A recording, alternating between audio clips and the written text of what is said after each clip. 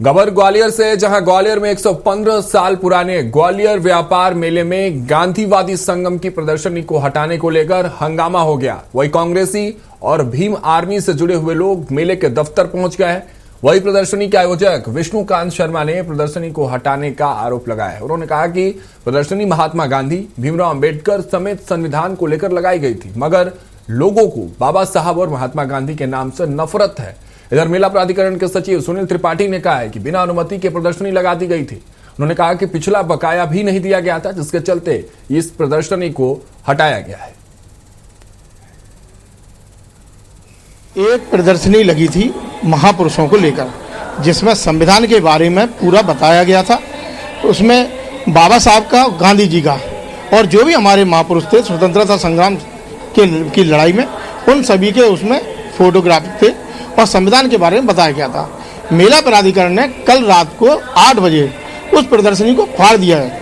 हमारा केवल विरोध ये है कि महापुरुषों के पोस्टरों को फाड़ा आपने, उस अपमान को, महापुरुषों के अपमान को कांग्रेस पार्टी किसी भी कीमत पर बर्दाश्त नहीं करेगी।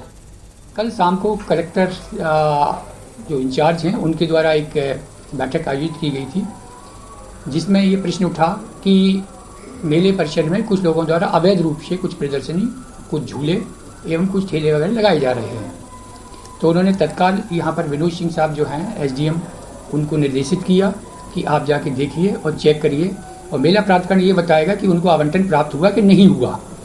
तो कुछ ऐसे झूले सेक्टर्स में और प्रदर्शनी सेक्टर में पाए गए। खासतौर से प्रदर्शनी सेक्टर में 3 थे, जो गांधीवादी एक कोई संगठन है, एक आवाज संगठन है, एक महिला अहिंसा महिला बाल कल्याण का है। इनके द्वारा कोई भी आवंटन आदेश प्राप्त नहीं किया गया मेला प्राधिकरण से। साथ ही इन पे पूर्व वर्षों के भी ड्यूज बाकी हैं। तो ऐसी स्थिति में जब मेला प्राधिकरण ने उनको एसडीएम को ये दिया कि भाई ये हमारे द्वारा कोई आवंटन नहीं किया गया, तो उनके द्वारा फिर हटाने की कार्रवाई की गई।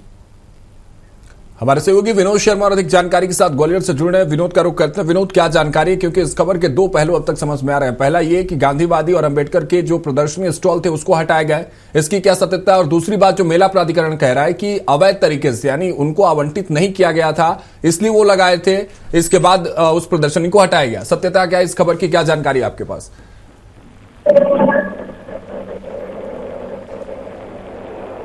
विनोद, दोबारा सवाल दोहराएं। बिल्कुल, देखिए जो खबर सामने आई है उसके 2 पक्ष, 2 मायने अब तक समझे जा रहे हैं। जो बात मेला प्राधिकरण कह रहा है कि आवंटित नहीं की गई थी स्लॉट, उनको पहले के बकाये थे इसलिए हटाया गया, लेकिन उनका आरोप है कि गांधीवादी चीजें थी, अंबेडकर से जुड़ी हुई चीजें थी, इसलिए हटाया गया। क्या सच्चाई क्या इस खबर को लेकर? हाँ, देखिए 2 पहलू इसमें निकल के सामने आ रहे हैं। जो कांग्रेस है और गांधीवादी जो लोग हैं, इसके अलावा भीम आर्मी, उनका ये कहना है कि हर साल उनके ये यहाँ पर प्रदर्शनी लगती है, जिसमें राष्ट्रपिता महात्मा गांधी और संविधान निर्माता बाबा भीमराव अंबेडकर और जितने भी जो देश के लिए शहीद हुए हैं उन लोगों की यहाँ पर प्रदर्शनी लगाई जाती है। देश की स्वतंत्रता के लिए शहीद हुए हैं उनके लिए प्रदर्शनी लगाई जाती है और ये निरंतर लगाई जाती है। लेकिन इस बार अचानक 5 दिन बाद उनकी प्रदर्शनी को हटा दिया गया, जिसको लेकर आक्रोश है। जबकि मेला प्रशासन का कहना है कि किसी तरह की कोई परमिशन नहीं ली गई।